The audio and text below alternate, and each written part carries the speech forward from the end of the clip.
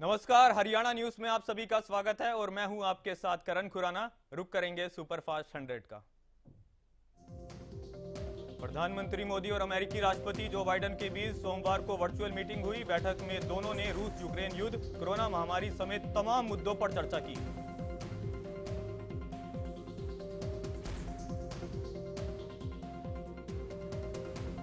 Meeting में PM Modi ने रूस यूक्रेन युद्ध का जिक्र करते हुए कहा कि बूचा में जो नरसंहार हुआ उसकी मैं निंदा करता हूं। बाइडेन और पीएम मोदी ने रूस यूक्रेन युद्ध को तुरंत रोकने की अपील भी की। अमेरिकी राष्ट्रपति जो बाइडेन ने कहा कि रक्षा के मामले में दोनों देशों के बीच एक मजबूत पार्टनरशिप है। उन्होंने कहा कि रूस से तेल आयात कर भारत किसी प्रतिबंध का उल्लंघन नहीं कर रहा। पीएम मोदी ने कहा कि भारत और अमेरिका के बीच बातचीत ऐसे समय पर हो रही है जब यूक्रेन में स्थिति चिंताजनक बनी हुई है।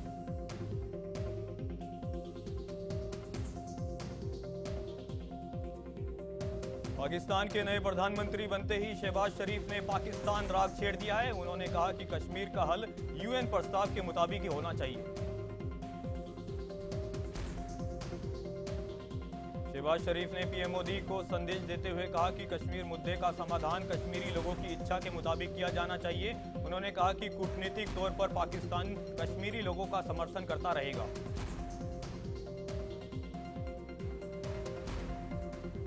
शहबाज शरीफ ने कहा कि हम भारत के साथ बेहतर रिश्ते चाहते हैं, लेकिन जब तक कश्मीर मुद्दे पर शांतिपूर्ण तरीके से समाधान नहीं निकल जाता ये संभव नहीं है। रूस और यूक्रेन के बीच जंग 48वें दिन भी जारी है। रूसी हमले में यूक्रेन के कई शहर तबाह हो चुके हैं। जंग में हुई गोलीबारी के चलते पूरी तरह बर्बादी का मंजर छा गया है। यूक्रेन के राष्ट्रपति जेलेंस्की ने रूस पर बड़ा आरोप लगाया। उन्होंने कहा कि रूस यूक्रेन में केमिकल वेपन का इस्तेमाल कर सकता है।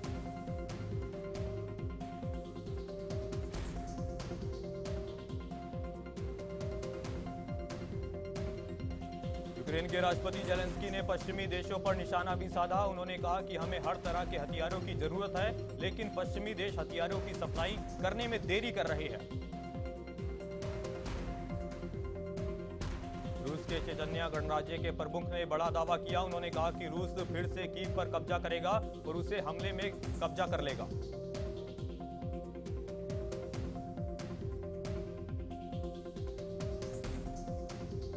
यूएन ने दावा किया कि युद्ध में अब तक 1842 नागरिकों की मौत हो चुकी है। इसमें 148 बच्चे भी शामिल हैं, वही 233 बच्चे जख्मी हैं। मारियोपोल के मेयर ने दावा किया कि रूसी हमले में 10,000 से ज्यादा बच्चों की मौत हो चुकी है। रूसी सैनिकों की ओर से किए जा रहे हमले में कई शहर बर्बाद हो चुके हैं।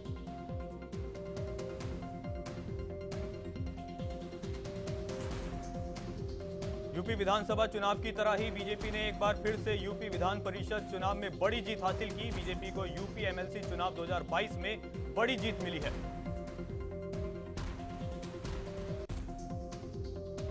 यूपी विधान परिषद की 36 सीटों में से बीजेपी को 33 सीटें मिली है। वहीं इस चुनाव में सपा का खाता भी नहीं खुल पाया, जबकि 3 सीटें अन्य के खाते में गई है।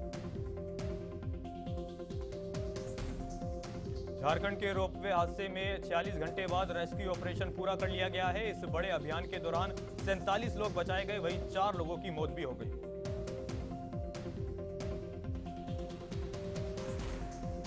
रेस्क्यू ऑपरेशन के दौरान ट्रॉली से एक महिला नीचे गिर गई थी, जिसके कुछ देर बाद महिला ने दम तोड़ दिया। हेलीकॉप्टर की रस्सी कैबिन में फंसने से महिला नीचे गिरी थी।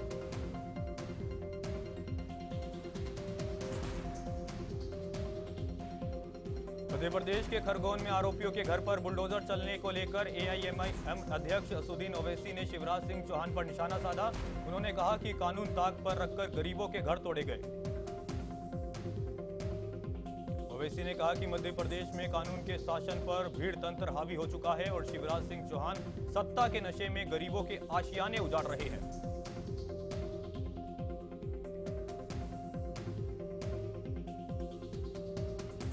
रामनवमी पर हुई हिंसा के बाद सरकार एक्शन में आ गई थी, जिसके बाद जिला प्रशासन ने पथराव करने वाले आरोपियों के घर ढहा दिए। ओवैसी ने शिवराज सिंह चौहान पर इस कार्रवाई को एकतरफा बताया।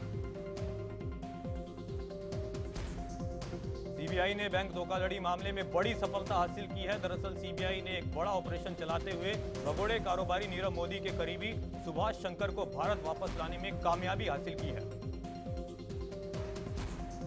सुभाष शंकर को कहिरा से भारत वापस लाया गया है। सीबीआई उसे देश वापस लाने के लिए लंबे समय से काम कर रही थी। बता दें कि सुभाष शंकर बैंक धोखाधड़ी मामले में आरोपियों में से एक था। पेट्रोल, डीजल और सीएनजी की बढ़ती कीमतों का असर अब देश भर में दिख रहा है। इसी बीच कैब सर्विस कंपनी उबर ने 12% तक रेट बढ़ा दिए हैं।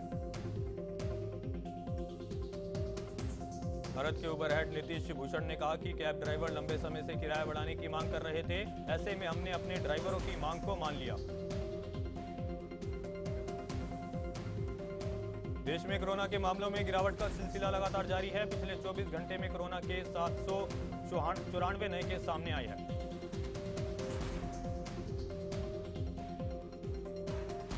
कोरोना संक्रमण से बीते दिन 19 लोगों की मौत हुई, जबकि 946 लोग ठीक भी हुए। कोरोना संक्रमण के नए मामलों की पुष्टि के बाद अब देश में कुल 11,000 से ज्यादा एक्टिव केस हैं। हरियाणा में कोरोना वायरस के मामलों में गिरावट का सिलसिला लगातार जारी है। बीते 24 घंटे में कोरोना के 54 नए मरीजों की पहचान हुई है। हरियाणा में कोरोना के नए मामलों में सबसे ज्यादा 46 केस साइबर सिटी गुरुग्राम में देखने को मिले हैं। पिछले 24 घंटे में 56 कोरोना मरीज रिकवर होकर घर भी लौटे हैं। बीते एक दिन में 24,000 से ज्यादा लोगों को कोरोना वैक्सीन की पहली और दूसरी डोज लगाई गई। हरियाणा के मुख्यमंत्री मनोहर लाल ने अखंड भारत यात्रा को हरी झंडी दिखाकर रवाना किया। बता दें, इस यात्रा का समापन 18 अप्रैल को सोनीपत में होगा। सीएम मनोहर लाल ने कहा कि अखंड भारत यात्रा पूरे हरियाणा में एक भारत श्रेष्ठ भारत का संदेश देगी। प्रदेश के हर जिले में ये यात्रा जाएगी। सीएम मनोहर लाल ने कहा कि अखंड भारत यात्रा साल 2013 से चल रही है और हर बार यात्रा की थीम अलग होती है। इस बार थीम एक भारत श्रेष्ठ भारत की है। सीएम मनोहर लाल ने अखंड भारत यात्रा को देश को जोड़ने वाली यात्रा बताया। सीएम ने कहा कि अपनी 8वीं कक्षा में मैंने भी 7 दिवसीय यात्रा में हिस्सा लिया था।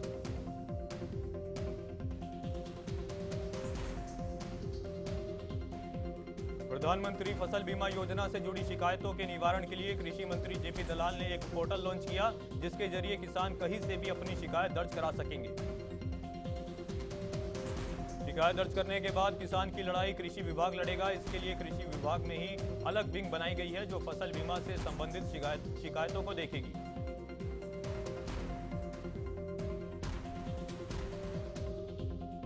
हरियाणा कांग्रेस में खींचतान थमने का नाम नहीं ले रही है। इस बीच कुमारी शैलजा के कार्यक्रम से दूरी बनाने वाले विधायकों को आलाकमान नोटिस भेजेगा। कांग्रेस प्रभारी विवेक बंसल और कुमारी शैलजा ने 7 अप्रैल को चंडीगढ़ में महंगाई के खिलाफ पार्टी के प्रदर्शन का नेतृत्व किया था, जिसमें अधिकतर हुड्डा समर्थक विधायक नहीं पहुंचे थे।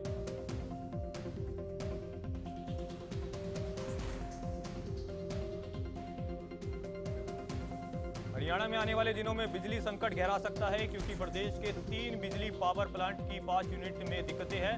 इसमें तकनीकी खामियां पिछले कई महीनों से है। अडानी ग्रुप के थर्मल प्लांट से मिलने वाली बिजली हरियाणा को नहीं मिल रही है। अडानी ग्रुप पिछले साल अगस्त 2021 से ही बिजली सप्लाई की आपूर्ति नहीं कर रहा है। अंतर्राष्ट्रीय बाजार में कोयले के रेट बढ़ने के चलते अडानी ग्रुप हरियाणा को बिजली आपूर्ति नहीं कर रहा है। कंपनी ने हरियाणा से 2035 तक ₹2.53 प्रति यूनिट के हिसाब से करार किया था। अडानी ग्रुप ₹2.53 पर हरियाणा को बिजली देने को तैयार है, लेकिन कंपनी कोयले के बड़े रेटों के लिए अलग से राशि चाहती है। इसी को लेकर पेच फंसा हुआ है। हरियाणा के शहरों में 3 से 5 घंटे और गांवों में 8 से 10 घंटे तक कट लगाए जा रहे हैं। अगर एक हफ्ते में 3 पावर प्लांट ठीक नहीं होते तो बिजली संकट और बढ़ सकता है। बिजली की बढ़ती खपत को देखते हुए बिजली विभाग ने बिजली चोरी के खिलाफ अभियान छेड़ दिया है, जिसके तहत बीते दिनों विभाग ने अंबाला में 25 टीमें बनाकर जिले भर में छापेमारी की। बिजली विभाग ने कई बिजली चोरों पर लाखों रुपए का जुर्माना भी लगाया। जिले में कई जगह अचानक लोड बढ़ जाने से बिजली चोरी का शक हुआ तो विशेष अभियान चलाकर छापेमारी की गई। अंबाला में 25 टीमें बनाकर 1600 जगह पर चेकिंग की गई, जिसमें से 87 बिजली चोरी के मामले पकड़े गए। बिजली चोरी वालों पर 18 लाख रुपए का जुर्माना भी लगाया गया।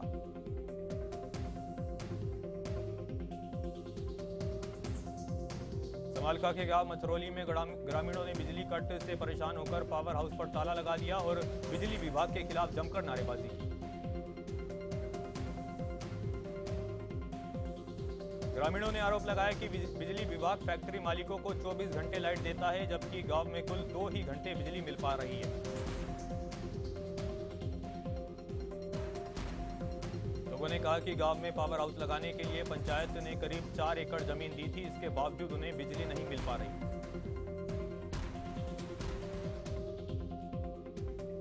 ग्रामीणों ने बिजली विभाग को चेतावनी देते हुए कहा कि पावर हाउस से ताला तब तक नहीं खोला जाएगा जब तक उनकी समस्या का समाधान नहीं होता।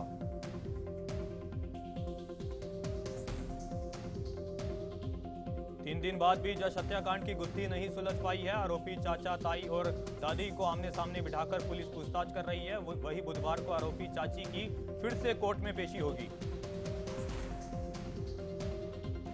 रतिया में हरियाणा न्यूज की खबर का बड़ा असर देखने को मिला। दरअसल हरियाणा न्यूज की ओर से खबर दिखाए जाने के बाद सीनियर सेकेंडरी स्कूल के मैदान में मरम्मत का काम शुरू हो गया।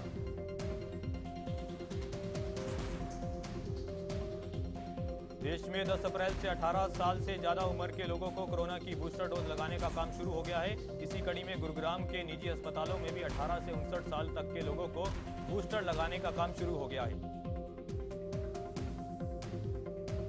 स्वास्थ्य विभाग के निर्देशों के अनुसार निजी अस्पताल में बूस्टर डोज के लिए लोगों को 386 रुपए देने होंगे। ये बूस्टर डोज अभी सिर्फ निजी अस्पतालों में उपलब्ध होगी।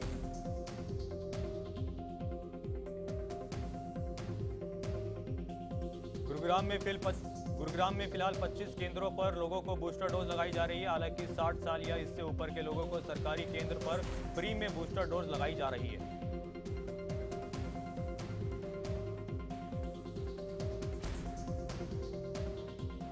गोहाना के आसपास के गांव के खेतों में गेहूं की कटाई का काम जोरों पर है, जिसके चलते अनाज मंडी में गेहूं की आवक तेज हो गई है।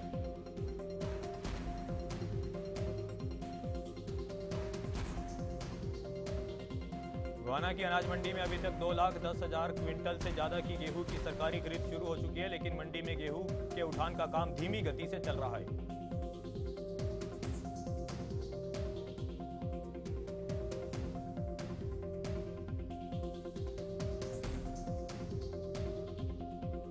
मंडी में गेहूं लेकर आने वाले किसानों को गेट पास के लिए परेशानी का सामना करना पड़ रहा है। वहीं इस वजह से मंडी के बाहर भी जाम की स्थिति दिखाई दी।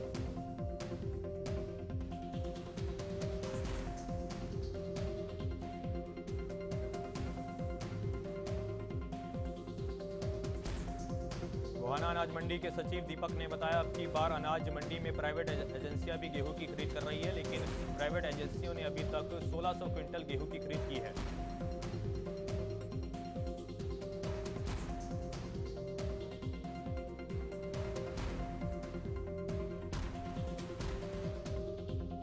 रतिया में भारतीय किसान यूनियन खेती बचाव के प्रदेश अध्यक्ष जनरैल सिंह मलवाल के नेतृत्व में किसानों और व्यापारियों ने मार्केट कमेटी सचिव से मुलाकात की। मंडी से बाहर गेहूं रखने के लिए स्पेस मांगने की अपील की। जनरैल सिंह ने किसानों को बोनस देने का मुद्दा भी उठाया। उन्होंने कहा कि इस बार गेहूं का झाड़ कम होने पर किसानों को 500 रुपए प्रति क्विंटल एक्स्ट्रा का बोनस दिया जाए।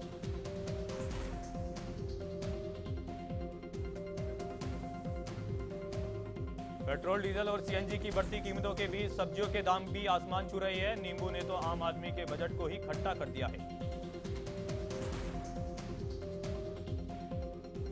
गर्मियों के मौसम में नींबू के दाम आसमान छू रहे हैं। फरीदाबाद की सब्जी मंडी में नींबू की कीमत 300 से 400 रुपए प्रति किलोग्राम तक पहुंच चुकी है, जबकि एक नींबू 10 रुपए में मिल रहा है। पेट्रोल, डीजल के बढ़ते दामों से परेशान होकर लोगों ने सीएनजी की तरफ रुख किया था, लेकिन अब सीएनजी के बढ़ते दामों ने भी लोगों को परेशानी में डाल दिया है।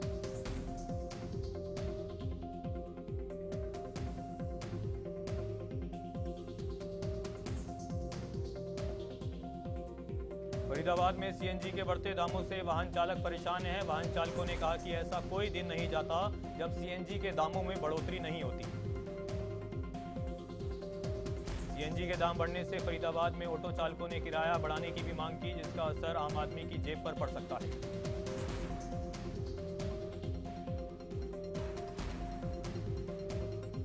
नशाखोरी, चोरी और छीना झपटी की वारदातों पर लगाम लगाने के लिए अंबाला की देहा कॉलोनी और उसके आसपास के इलाकों में एक अभियान चलाया गया। इस कोविन अभियान में संदिग्ध जगह पर तलाशी की गई। सर्च अभियान के दौरान पुलिस को भी संदिग्ध वस्तु नहीं मिली। बता दें कि इस अभियान का नेतृत्व Haryana state narcotics control bureau के डीएसपी राजेश कुमार ने किया। डीएसपी राजेश कुमार ने कहा कि नशाखोरी के खिलाफ अभियान लगातार चलाया जाएगा और प्रदेश में नशाखोरी को बिल्कुल खत्म किया जाएगा।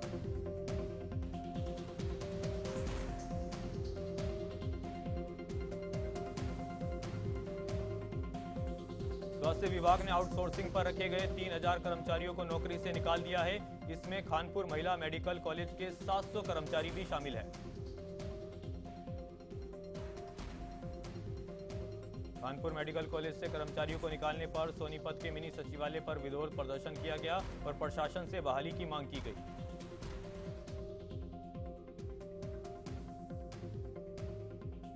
प्रदर्शन कर रहे कर्मचारियों ने कहा कि जब कोई भी कोरोना मरीज जो के पास तक नहीं जा रहा था तब उन्होंने अपनी सेवा की, लेकिन अब कोरोना योद्धा ही प्रोटेस्ट करने को मजबूर है।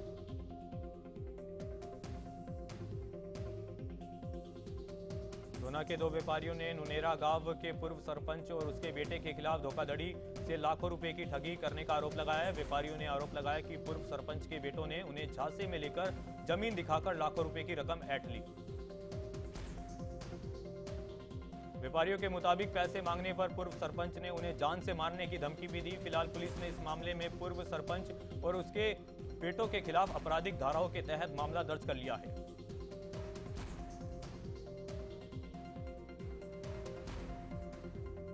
फरीदाबाद के डबुआ कॉलोनी में अवैध रूप से शराब बेचने और सट्टे के कारोबार के मामले में क्राइम ब्रांच की टीम ने छापेमारी की। इस छापेमारी में टीम ने एक आरोपी को भी गिरफ्तार किया।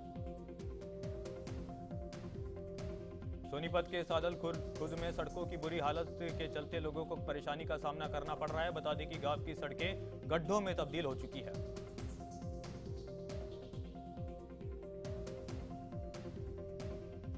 गुस्साए ग्रामीणों ने प्रशासन से सड़क की मरम्मत की गुहार लगाई, लेकिन बावजूद इसके प्रशासन की तरफ से कोई कार्रवाई नहीं की गई।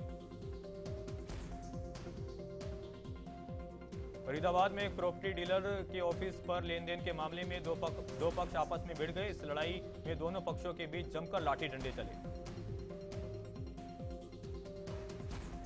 रोहतक जिले के खेड़ी गांव में मंदिर के पीछे संदिग्ध परिस्थितियों में एक युवक का शव मिला, जिसके पास पेड़ पर एक कपड़ा भी बंधा हुआ था।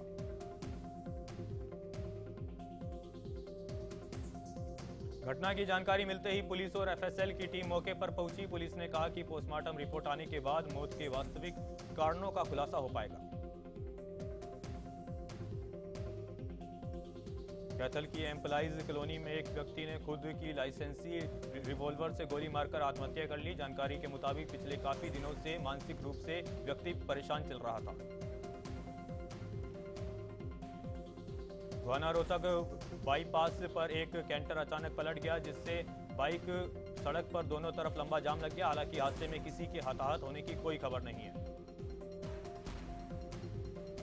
गोहाना सिटी थाना पुलिस ने मौके पर पहुंचकर क्रेन की मदद से कैंटर को सड़क किनारे करवाया और जाम को खुलवाया। योग गुरु बाबा रामदेव की कंपनी रुचि सोया के बोर्ड ने कंपनी के ऑपरेशंस में बड़े बदलाव की तैयारी की है। बता दें कि कंपनी के बोर्ड ऑफ डायरेक्टर ने कंपनी के नाम को बदलने की मंजूरी दे दी है। श्रीलंका के प्रधानमंत्री ने आर्थिक संकट और बड़े पैमाने पर विरोध प्रदर्शनों के बीच देश को संबोधित किया। इस दौरान उन्होंने डॉलर की बढ़ती कीमत के लिए जनता को जिम्मेदार ठहराया। श्रीलंका के प्रधानमंत्री ने कहा कि जनता के विरोध के चलते हर सेकंड सरकार को डॉलर में नुकसान हो रहा है। राजपक्षे ने जनता को धैर्य बनाए रखने और सरकार को स्थिति का हल निकालने के लिए समय मांगा। ब्रिटेन की महारानी एलिजाबेथ ने अपने कोरोना संक्रमित होने के अनुभव को बयां किया। उन्होंने कहा कि कोरोना आदमी को बहुत थका देता है। बता दें कि एलिजाबेथ फरवरी में कोरोना संक्रमित हुई थी। जापान में कोरोना वेरिएंट एक्सी का पहला मामला सामने आया है। इस बात की जानकारी खुद जापान के स्वास्थ्य मंत्रालय ने दी।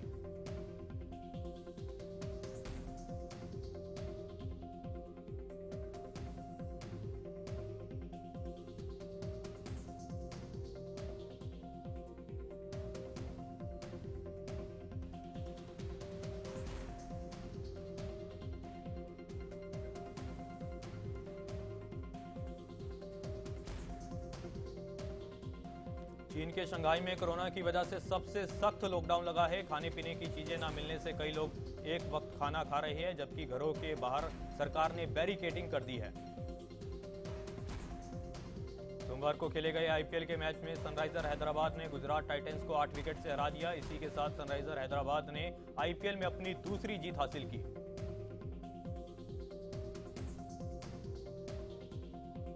गुजरात टाइटंस के कप्तान हार्दिक पांड्या ने आईपीएल में एक खास उपलब्धि हासिल की है। हार्दिक आईपीएल में सबसे तेज 100 छक्के लगाने वाले भारतीय बल्लेबाज बन गए हैं।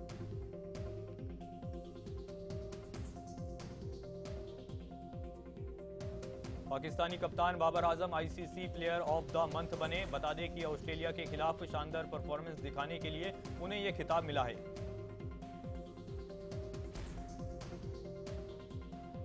फुटबॉलर क्रिस्टियानो रोनाल्डो ने गुस्से में एक फैन का फोन तोड़ दिया था। साथ ही उन्होंने इस फैन से माफी भी मांगी और उन्हें एक मैच में शामिल होने का न्योता भी दिया। प्रधानमंत्री मोदी को प्रथम लता दीनानाथ मंगेशकर पुरस्कार से सम्मानित किया जाएगा। बता दें कि इस बात की घोषणा लता मंगेशकर ने खुद की।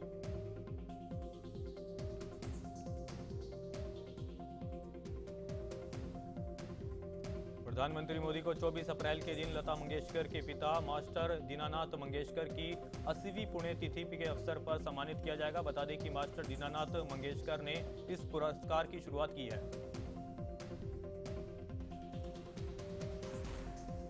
रणबीर कपूर और आलिया भट्ट की शादी की तैयारियां जमकर चल रही है। इसी बीच कपूर परिवार का खानदानी घर कृष्ण राज रोशनी से जगमगाता हुआ नजर आया। बॉलीवुड एक्टर संजय दत्त और रणबीर कपूर और आलिया भट्ट को शादी की बधाई दी। उन्होंने कहा कि दोनों एक दूसरे का हाथ थामकर खुशी और गर्व के साथ आगे बढ़े।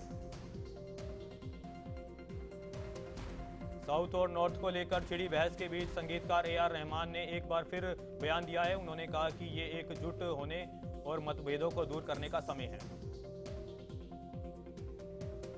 द कश्मीर फाइल्स फिल्म को लेकर संगीतकार सोनू निगम का बड़ा बयान सामने आया है। उन्होंने कहा कि इस तरह की घटनाओं पर आधारित फिल्म को देखकर उनका दिल पसीज जाता है।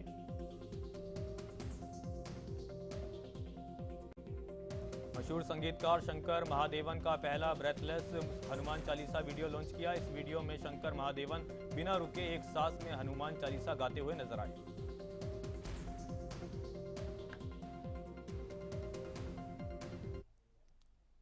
फिलहाल सुपरफास्ट 100 में इतना ही। देखते रहे हरियाणा न्यूज।